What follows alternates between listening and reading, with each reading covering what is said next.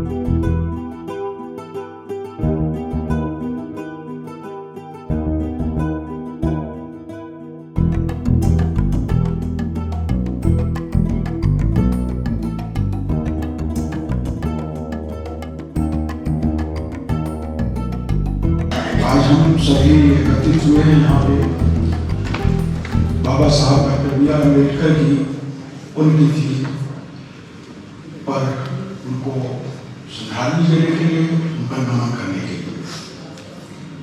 कल मुझे व्हाट्सएप गया डॉक्टर गोपाल प्रसाद जी का, वहाँ था, लेट आया है, मुझे याद नहीं था कि ये प्रोग्राम है, मैंने कहा मैं जरूर आऊँगा।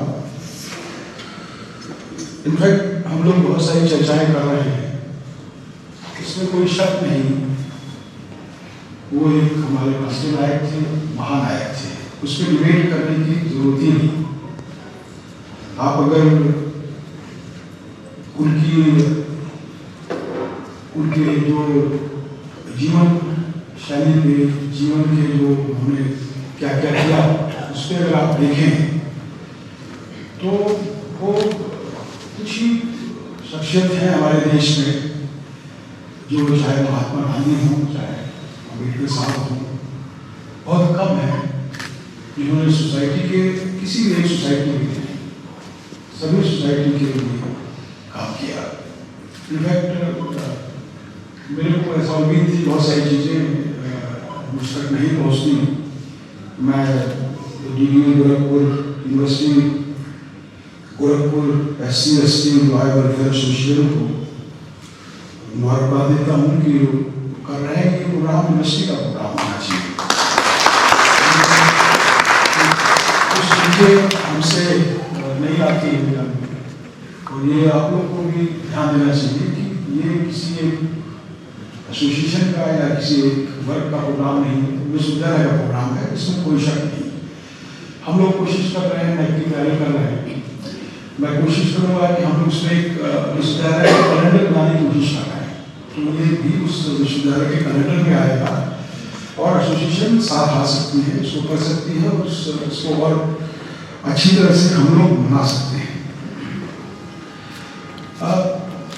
हम सभी जानते हैं उन्होंने कॉन्स्टिट्यूशन को ड्राफ्ट किया और जर्नलिस्ट थे, सोशल रिफॉर्मर थे, पॉलिटिकल लीडर थे, थिंकर थे, सब कुछ थे। लेकिन आप अगर उनको अभी इवैल्यूएट करिए वो कहाँ पढ़े, मुंबई यूनिवर्सिटी से ग्रेजुएशन किया और कोलंबिया से उन्होंने इकोनॉमिक्स में किया, लंदन स्कूल ऑफ इकोनॉमिक्स में किया। ये उस समय 20s में 23 या 27 में जो आज भी कोई विद्यार्थी अगर इन व्यवस्थाओं से, इन स्कूल से कोई भी डिग्री लेता है, करता है, वो बहुत बड़ी चीज़ होती है आज भी। उन्होंने 20s में किया था। मुझे बहुत कम लोगों को जानता हूँ कि इस इतने बड़े इंस्टीट्यूशन से आप एक्सपोज हो। ये सच में अभी मैं कल एक कॉलेज में था, वो भी 85 साल पुराना कॉलेज था, तो बहुत सारी चर्चाएं होती हैं कि क्या हिस्ट्री रही है, क्या सक्सेस रही है। बहुत सारे कंट्रीब्यूशन है वहाँ पे, काफ़ी एक वाइस चांसलर भी थे जौनपुर के, बहुत सारे मीडियम भी थे, वाइब्स थे, तो क्या क्या हिस्ट्री में बहुत सारी चर्चाएं होती हैं। क्या क्या देश ने किया वो हम पागल है, लेकिन आज जो हम लोग यहाँ इकट्ठे हुए हैं वो इसलिए ही नहीं इकट्ठे हुए हैं कि केवल वही तक इस बात की चर्चा करें कि कितनी बड़ी शख्सियत थी, हमें उनसे सीख लेने की जरूरत है। मैंने कल भी कहा कि बहुत अच्छा कॉलेज है, आप बहुत सारे ब्यूरोक्रेसी भी मिली है, बहुत सारे वाइस चांसलर भी मिले हैं, लेकिन इसके आगे क्या, इनके वो मार्गदर्शन जो उन्होंने दिए, एक तो हमें ये आज इस बात में मंथन करना चाहिए कि कैसे हमारे विद्यार्थी, कैसे हमारे शिक्षक, कैसे हमारे साथी उनके पद चिन्ह पे चले, उनके जो भी उन्होंने जो रिफॉर्म्स किए हैं कैसे कैसे किए हैं उनसे सीख लें और आगे बढ़ें, आगे आने वाली सोसाइटी को में पार्टिसिपेट करें, सोसाइटी को बढ़ावा दें। अभी हम इसी तरह से आए कि इतने ब्यूरोक्रेट यहाँ आए, बड़ी अच्छी बात है, लेकिन आज के आगे क्या है? न्यू एजुकेशन पॉलिसी आ गई है, ये आ गई है, बहुत सारी आज भी जो London school of economics, Columbia university world के 10 इंस्टीट्यूशंस में आते हैं, वर्ल्ड के 10 इंस्टीट्यूशन में आते हैं। हम कैसे अपने इंस्टीट्यूशंस को यहाँ तक लेके जाएं, कैसे हम बाबा साहब के विचारों पे मंथन करते हुए अपने विश्वविद्यालय को, अपने विद्यार्थियों को वहाँ तक लेके जाए जो उन्होंने 20 में किया, 30 में किया। इस बात की चर्चा होनी चाहिए, इस बात की हमें सीख लेनी चाहिए। अभी भी बहुत सारी बातें करते हैं कि न्यू एजुकेशन पॉलिसी पे बहुत सारे डिबेट किए हमने, लेकिन उस डिबेट से अभी क्या हम आने वाले 20 सालों में भी हमारा कोई विश्वविद्यालय कोलंबिया यूनिवर्सिटी और लंदन स्कूल ऑफ इकोनॉमिक्स के पास जाएगा? अब जाएगा तो कैसे जाएगा? बाबा साहब के विचारों को ध्यान में रखते हुए, उस पर मंथन करते हुए, उनका उपयोग करते हुए, जब बाबा साहब उसमें जा सकते थे तो हम क्यों नहीं सोच सकते? तो मुझे आज मैं भाषण देने के रूप में नहीं था, मैं आया, मैंने विजय से कहा तुम कुछ पॉइंट्स भेजे, लेकिन मुझे लगता है कि इस जो आज का दिवस है उसको और व्यवस्थित ढंग से मनाना चाहिए और कुछ प्रदर्शनी होनी चाहिए, कुछ ऐसे कॉम्पिटिशन कराने चाहिए, कुछ ऐसे मॉडल्स बनाने चाहिए जो सोशल मॉडल्स हों, तो आगे हमारे जीवन शैली को, हमारे शिक्षा प्रणाली को कोई इम्पैक्ट है। और मैं हमेशा आपके साथ रहता हूँ।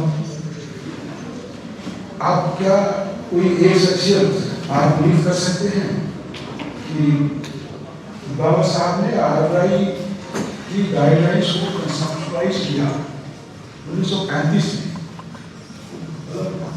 वो स्कूल ऑफ इकोनॉमिक्स वो चाहे कोलंबिया के नाम से और आईवी यूनिवर्सिटी वर्ल्ड की 10 यूनिवर्सिटी है, उसमें कोलंबिया यूनिवर्सिटी आगे आता है और 100 साल पहले भी आता था। तो वहाँ से इकोनॉमिक्स से करना मतलब वो एक जनरेशन आगे की सीख मिला है। ये सब इंस्टीट्यूशन ऐसे नहीं बने। मैं चर्चा करता हूँ जैसे हमारा IIT नो डाउट हमारा बहुत अच्छा है, हमारी उसमें जो एक्सेप्टेंस रेट है 100 में से आधे बच्चों को लेते हैं। आपका इवन जो लंदन स्कूल ऑफ इकोनॉमिक्स का 20% एक्सेप्टेंस रेट है, आपका ऑक्सफोर्ड का 19% है, इसी तरह से हार्वर्ड का भी 13% है और IIT का 0.5% है। ये टैलेंट से भरा हुआ है, लेकिन अभी भी IIT पढ़ाई जो है MIT पढ़ाई में बहुत फर्क है। तो हमेशा जो फैक्ट्स है लाइफ में उनसे अवगत होना चाहिए, उनसे एक्सपोज होना चाहिए, तभी एक सीख मिलती है। कितने विजनरी से आप इनके कंट्रीब्यूशन से अंदाजा लगा सकते हैं किसने गए, किसने उनको गाइड किया, कैसे गाइड हुए, उन व्यवस्थाओं को समझने की जरूरत है। उन्होंने 35 में problem of rupees its origin it's solution, जिसके उन्होंने जो इस पे जो बेस्ड प्रकल्प है उसको पढ़िएगा तो पता लगेगा कि RBI की गाइडलाइंस है, बहुत सारे गाइडलाइंस उस समय उन्होंने सरप्राइज किया, उन्होंने फ्रेम किया। आप उसमें 35 में तो आप अंदाजा लगा सकते हैं अभी भी RBI needs a lot of reform. हम जब अभी हमारा नोटबंदी के लिए हुआ तो ये समझ में आया कि RBI में कि और हमारे बैंकिंग सिस्टम में वो सेटअप ही नहीं है कि जो ट्रांजिशन जितने हो रहे हैं। जब RBI ने हुआ नोटबंदी तो ये हुआ कि बहुत सारी ब्लैक मनी इससे पहले जो भी रहे हैं हमने देखा नहीं था, लेकिन महोदय ने तुरंत अपनी अनुमति दी और बहुत अच्छी बात है। मतलब मैं मेरा 2 साल का अनुभव है, आप बहुत पहले का मत लीजिए, मैं ये मेरे कोई पर्टिकुलर कमेंट नहीं है, मैं 2-3 साल से 4 साल से हूँ, तो तब से मैं लगातार कोशिश करता हूँ कि जरूर कोई है मतलब जो भी हमारे यहाँ के मुखिया हैं वो आए और अपनी बातों को हम लोगों से शेयर करें। लेकिन ये जो कार्यक्रम में आज के दिन माननीय कुलपति महोदय आए हैं उसके लिए मैं एसोसिएशन की तरफ से बहुत बहुत आभार व्यक्त करता हूँ और आगे मैं जो भी बताया गया है उस पर कार्य करने की भरसक कोशिश करूँगा। इसी बीच चूंकि NAAC का एक्रेडिटेशन चल रहा है तो कुलपति महोदय जी की काफी व्यस्तता है, इसलिए ये जो प्रोग्राम है ये चलता रहेगा। लेकिन कुलपति जी अभी अपनी व्यस्तता के कारण जो भी बहुमूल्य समय दिया उसके लिए धन्यवाद।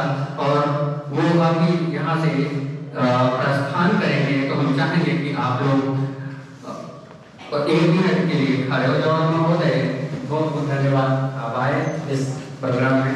Thank you.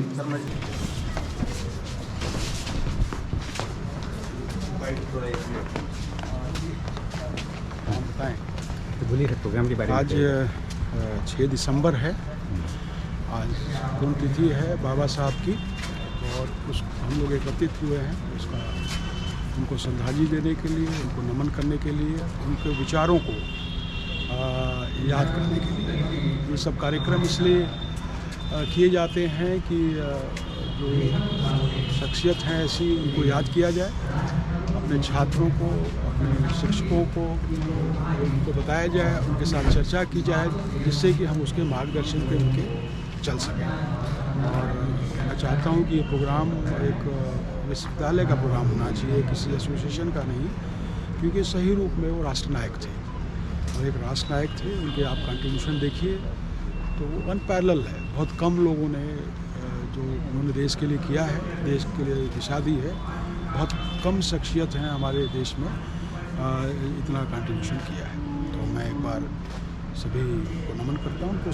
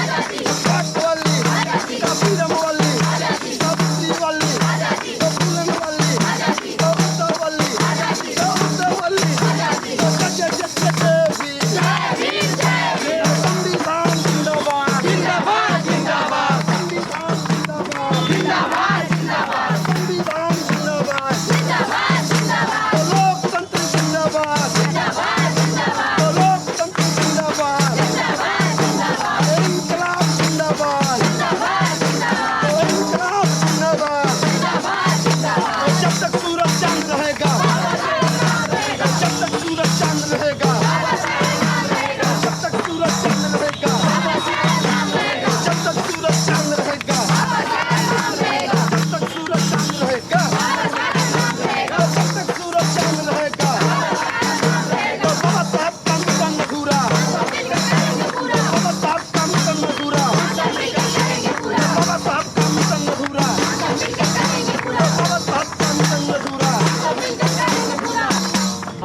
लोग असुर से हैं, जिसका फुल फॉर्म है ASUR, यानी कि Ambedkar students union for rights. यहाँ पर हम लोग गोरखपुर यूनिवर्सिटी में हम ऐसे पहले मतलब अम्बेडकरवादी संगठन है, इसके पहले ऐसा कोई भी संगठन नहीं था जो SC ST OBC छात्रों के लिए जो मतलब उनके हक अधिकार के लिए बात कर रहा हो।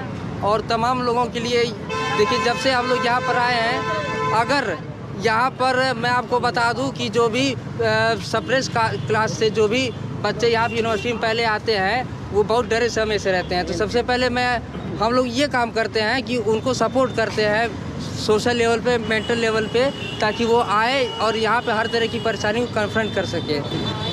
जैसा कि आज महापरिनिर्वाण दिवस है और ये असुर के माध्यम से ये मनाया जा रहा है। ये एक संगठन ही नहीं, हमें एक सामाजिक स्तर पे, एक राजनीतिक स्तर पे इस भारत को, इस देश को समझने का एक मौका दे रहा है। मेरा अनुरोध है कि हम किसी न किसी ऐसे संगठन से जुड़े ताकि हम अपना इतिहास जान सके और अपने आने वाले भविष्य को आकलन कर सके कि हमारा भविष्य क्या होगा। इस असुर के माध्यम से हम एक सामाजिक स्तर पे सभी को जान पाएंगे और अपना इतिहास जान पा रहे हैं। मेरा अनुरोध है कि इस ऐसे माध्यम से जुड़े और हम सामाजिक स्तर पे अपना डेवलप कर पाएँ। बस जैसा कि हम यहाँ पे इकट्ठा हुए हैं बाबा साहब की परिनिर्वाण दिवस को मनाने के लिए, बता दें कि हम इनका मरण जो हुआ था 6 दिसंबर 1956 में हुआ था। उनको 1948 से भी डायबिटीज़ की बीमारी थी, जो रात को 12 बजे उनका निधन हो गया 6 दिसंबर को। इन्होंने महिलाओं के लिए, ना ही SC और ST के लिए बल्कि महिलाओं के लिए भी बहुत सारा काम किया है और उन्हीं कार्यों को, उन्हीं के विचारों को हम पालन करना चाहेंगे और अपने जीवन में उतारना चाहेंगे। आज महापरिनिर्वाण दिवस के अवसर पर जैसे कि बाबा साहब का महापरिनिर्वाण हुआ था 6 दिसंबर 1956 को, तो उसी को लेकर के आज हम लोग गोरखपुर विश्वविद्यालय में अम्बेडकराइट स्टूडेंट्स यूनियन